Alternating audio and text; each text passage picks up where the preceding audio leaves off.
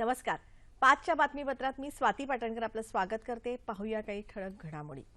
वैद्यकीय आणि दंतवैद्यकीय शिक्षण क्रमांच्या प्रवेशासाठी राज्यातल्या विद्यार्थ्यांना यंदा नीट परीक्षा अनिवार्य करू नये या आशयाच्या केंद्र सरकारच्या अध्यादेशावर राष्ट्रपती प्रणव मुखर्जी यांनी आज स्वाक्षरी केली.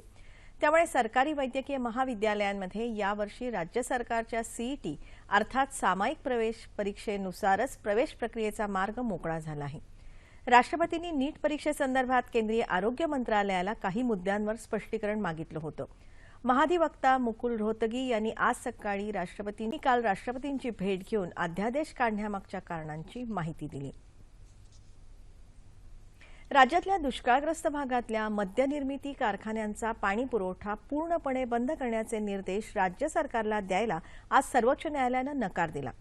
मुंबई उच्च न्यायालयानं यापूर्वीच 60% पाणी कपातीचे निर्देश दिले असताना या याचिकेची गरज काय अशी विचारणा सर्वोच्च न्यायालयानं याचिकाकर्त्यांकडे केली.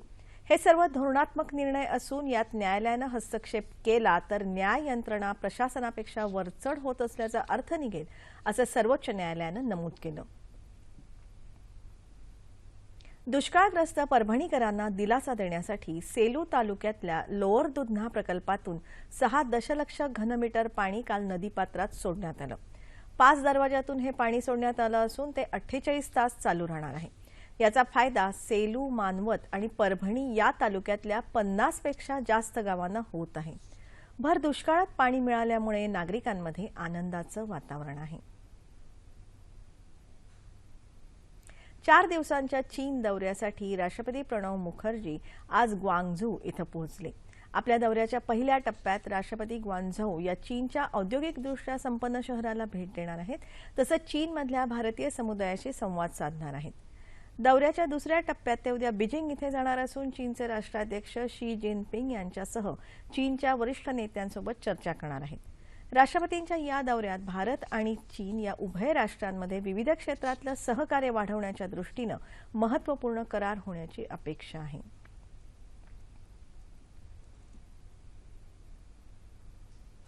कृष्णा आणि वारणा नदीपात्रातला पाणीसाठा कमी झाल्यामुळे सांगली जिल्ह्यात पाणी समस्या गंभीर बनली आहे.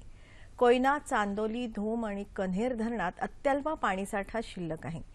गेल्या 3 महिन्यांपासून धरणात असलेलं पाणी पुरवण्याची कसरत पाटबंधारे विभागाला करावी लागत आहे. सध्या पुढील 15 दिवस पुरेल इतकाच पाणीसाठा धरणात शिल्लक आहे. मिरजेतून लातूरला रेल्वेनं पाणी पाठवण्याचं काम गेले काही दिवस नियमित सुरू आहे. मात्र आता पाणीसाठा कमी झाल्यानं लातूरला गेले 3 दिवस पाण्याची रेल्वे पाठवता आलेली नाही.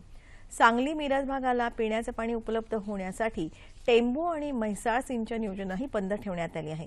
तसंच ताकारी प्रकल्पातील पाणी उपसा मर्यादित करण्यात आला आहे. पुणे विमानतळावर आज एका कर्मचाऱ्यानं आत्महत्या केली. BM सिंग यांनी स्वतःवर गोळ्या झाडून आत्महत्या केली. आत्महत्येचं कारण अद्याप स्पष्ट झालेलं नाही.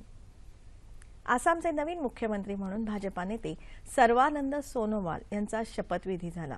राज्यपाल पद्मनाथ आचार्य यांनी सोनोवाल यांना पद आणि गोपनीयतेची शपथ दिली.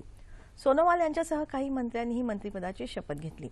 गुवाहाटी इथं झालेल्या या समारंभासाठी पंतप्रधान नरेंद्र मोदी, भाजपा अध्यक्ष अमित शहा यांच्यासह अनेक केंद्रीय मंत्री, राज्यांचे मुख्यमंत्री आणि भाजपाचे ज्येष्ठ नेते उपस्थित होते. आसाम विधिमंडळाच्या 126 सदस्यांच्या जागांपैकी भाजपा आणि त्यांचे मित्रपक्ष आसाम गण परिषद आणि बोडोलँड पीपल्स फ्रंट यांच्या आघाडीनं तब्बल 86 जागांवर विजय मिळवला आहे. केंद्रीय विज्ञान, तंत्रज्ञान आणि पृथ्वी विज्ञान मंत्री डॉक्टर हर्षवर्धन यांनी आज व्हिडिओ कॉन्फरन्सिंगच्या माध्यमातून देशातल्या 12 शहरात पत्रपरिषद घेतली. हवामानाचा अंदाज, नैसर्गिक आपत्तींची सूचना, जैवतंत्रज्ञान, ऊर्जा संशोधन अशा क्षेत्रात विज्ञान क्षेत्रात मोठे बदल आणि संशोधन होत असल्याचं त्यांनी सांगितलं. विशेषतः कोयना धरण क्षेत्रात वारंवार होणाऱ्या भूकंपाचं निदान करण्याचं तंत्रज्ञान विकसित होत असल्याचं ते म्हणाले. मुंबईतल्या मानखुर्द परिसरातल्या इंदिरानगर झोपडपट्टीत भीषण आग लागली आहे. अग्निशमन दलाचे 8 बंब, 8 टँकर्स घटनास्थळी रवाना झाले असून आग विझवण्याचे प्रयत्न सुरू आहेत. या आगीचं कारण स्पष्ट झालं नसून अद्याप कुठल्याही जीवितहानीचं वृत्त नाही.